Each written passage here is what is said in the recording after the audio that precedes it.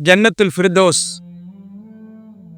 சொர்க்கத்திலே உயர்ந்த சொர்க்கம், உயர்வான சொர்க்கம், பரிசுத்தமாக்கப்பட்ட சொர்க்கம், அல்லாஹ்வினால் அந்தஸ்தால் உயர்வாக்கப்பட்டவர்களுக்கு கொடுக்கப்படக்கூடிய சொர்க்கம்தான் ஜன்னத்துல் ஃபிர்தௌஸ்.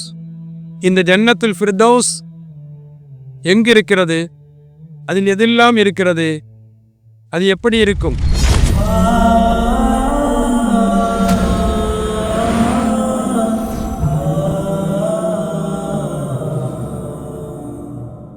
அன் உபாதத் பின் சாமித் ரலியல்லாஹு அன்ஹு,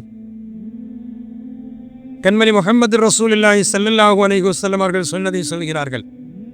அவர்கள் அறிவிக்கிறார்கள், ஃபில் ஜன்னதி மிஅத் தர்ஜா, சொர்க்கத்திலே அந்தஸ்துகள் 100 அந்தஸ்துகள் உண்டு.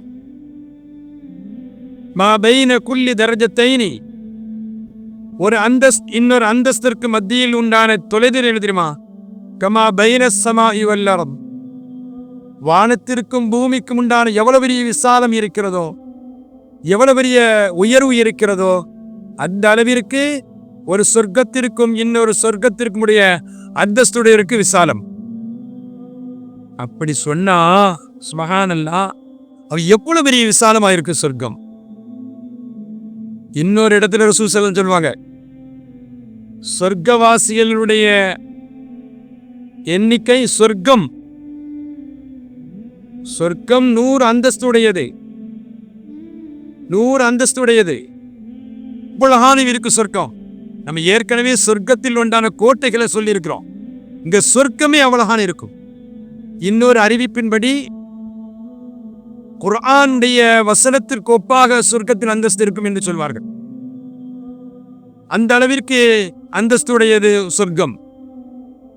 சொன்ன கண்மணி முஹம்மது ரசூலுல்லாஹி ஸல்லல்லாஹு அலைஹி வஸல்லம் சொர்க்கத்தின் அந்தஸ்தை சொன்ன நபிகள் நாயகம் சொன்னார்கள், வல் ஃபிர்தௌஸ் அலாஹா, அந்த சொர்க்கத்திலேயே உயர்ந்த சொர்க்கம், அந்தஸ்திற்குரிய சொர்க்கம் ஃபிர்தௌஸ் என்ற சொர்க்கம்.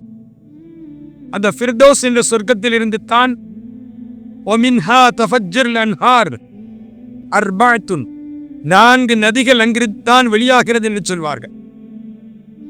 அது ஃபிர்தௌஸ் என்பது உயர்வான சொர்க்கம். அந்த ஃபிர்தௌஸில் இருந்து தான் தேனாறு, பாழாறு, மது ஆறு, நீராறு அங்கிருந்து தான் புறப்பட்டு வருகிறது. ஏற்கனவே நாம் ஒரு விஷயத்தை சொன்னோம். கண்மணி முஹம்மது ஸல்லல்லாஹு அலைஹி வஸல்லம் அவர்கள் ஒரு நதியை, ஒரு நீரோடையை, 4 நீரோடையை பார்த்தார்கள் என்பதை நாம் சொன்னோம். அது எங்கு போய் முடிகிறது என்பதையும் சொன்னார்கள். இன்னொரு குப்பால் இருந்து ஆரம்பிக்கிறது என்று சொன்னார்கள். ஆனால் இதனுடைய அஸ்திவாரம், இதனுடைய முகப்பு, இதனுடைய துவக்கம் ஃபிர்தௌஸில் இருந்து தான் வருகிறது. இன்னும் சொல்வார்கள் ஃபுராத், அது எல்லாம் சொல்வாங்க. ஆக 4 நதிகள் ஃபிர்தௌஸில் இருந்து தான் ஓடுகிறது. சொர்க்கத்திலேயே உயர்ந்த சொர்க்கம், அலா என்று உயர்வாகி இருக்கக்கூடிய சொர்க்கம் ஃபிர்தௌஸ் சொர்க்கம். கண்மணி ஸல்லல்லாஹு அலைஹி சொல்வார்கள், இப்படிப்பட்ட உயர்வான ஃபிர்தௌஸ் சொர்க்கம் தான் உயர்ந்த சொர்க்கம். எனவே ஃபைதா ஸஅல்துமுல்லாஹ ஃபஸ்அலூஹு அல் ஃபிர்தௌஸ், அல்லாஹ்விடத்தை நீங்கள் கேட்பதாக இருந்தால் ஃபிர்தௌஸ் என்ற சுவனத்தை நீங்கள் கேளுங்கள் என்று கண்மணி நாயகம் ஸல்லல்லாஹு அலைஹி வஸல்லம் சொல்லி தந்தார்கள்.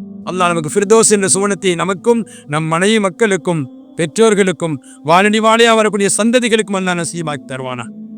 இன்னும் ஒருபடி மேலே உயர்வாக சொன்னால் சுப்ஹானல்லாஹ், அந்த ஃபிர்தௌஸ் என்ற அந்த சுவனத்திற்கு மேலேதான் அல்லாஹ்வின் அர்ஷ் இருக்கிறது.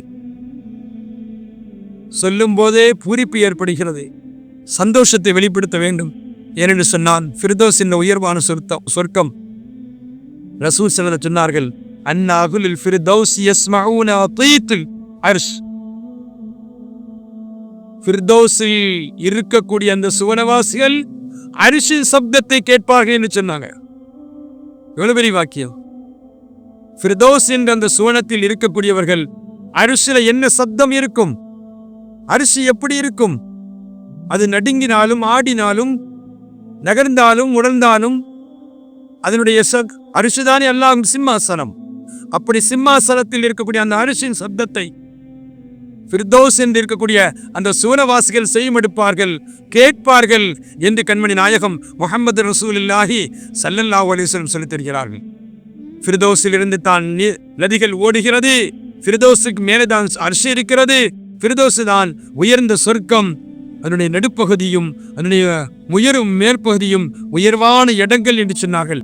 சொர்க்கத்திலேயே மிக முக்கியமான சொர்க்கம், ரொப்பத்தி என்று சொல்லக்கூடிய முக்கியமான சொர்க்கம் ஃபிர்தௌஸ் என்ற சொர்க்கம் தான்.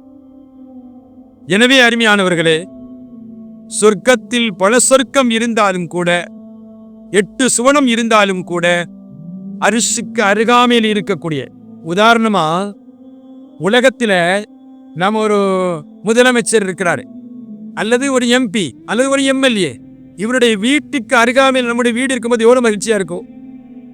நம்முடைய மாளிகை இருக்குல்லங்க, அந்த மாளிகை இவருடைய வீட்டுக்கு அருகாமையில் ஒரு பிரபலியமான ஒரு பட்டதாரி, படிப்பு உள்ளவர், உயர்ந்த அந்தஸ்துள்ளவர், மதிப்பிற்குரியவர், ஒரு அமைச்சராக இருக்கிறாங்க. யாரா இருந்தாலும் சரி, இப்படிப்பட்டவருடைய மாளிகைக்கு அருகாமையிலே நம்முடைய மாளிகையோ நம்மளுடைய வீடோ இருந்தா எவ்வளவு சந்தோஷப்படுவோம். அங்க சப்தம் விட்டா கூட எங்க வீட்டுக்கு கேட்குங்க. அவர் பேசினாலும் எங்க வீட்டுக்கு கேட்கும், அவர் சொன்னாலும் எங்க வீட்டுக்கு கேட்கும். அந்த வீட்டில் என்ன நடக்குதோ அந்த சப்தத்தை நாங்க கேட்போம். அவர் வீட்டுக்கு பக்கத்துல தான் எங்க வீடு இருக்குது, எங்க வீட்டுக்கு பக்கத்துல தான் அந்த வீடு இருக்குது அப்படின்னு நம்ம சொல்லுவோம் இல்லையா, மகிழ்ச்சியா இருக்கும் இல்லையா. இதெல்லாம் உலகத்தில் அழியக்கூடியது, ஆனால் அழியாமல் இருக்கக்கூடியது அல்லாஹ்வின் அர்ஷ். அழியாத உலகத்தில் நிரந்தர உலகம் சுவனத்தின் வாழ்க்கை. அப்படிப்பட்ட சுவனத்தின் வாழ்க்கையிலே உயர்வான வாழ்க்கை ஃபிர்தௌஸ் என்ற வாழ்க்கை. அந்த ஃபிர்தௌஸ் தான் அரிசின் அருகாமையில் இருக்கிறது. அரிசின் சப்தத்தை சூரவாசிகளான அந்த ஃபிர்தௌஸ் உடையவர்கள் செவிமடுப்பார்கள் என்பதை செம்பல் முஹம்மது ரசூலுல்லாஹி ஸல்லல்லாஹு அலைஹி வஸல்லம் சொல்லித் தருகிறார்கள். எனவே அருமையானவர்களே, அல்லாஹு ஜல்லஷானஹு தஆலா நம்மையும் நம் மனைவி மக்களையும் வாழனி வாழையா வரக்கூடிய சந்ததிகளையும் இந்த ஃபிர்தௌஸிற்குரியவர்களாக அல்லாஹ் ஆக்கி அல்வானாக. ஃபிர்தௌஸுக்குரிய அந்த நாம் ஃபிர்தௌஸ்ங்கிற சொர்க்கத்தை நாம் கேட்போம், அல்லாஹ் கபூலாக்கி தந்தல்வானாக. இந்த ரமலானை கொண்டு ஃபிர்தௌஸுக்குரியவர்களாக அல்லாஹ் நம்மை நீண்ட நாள் வாழ தௌஃபீக் செய்வானாக.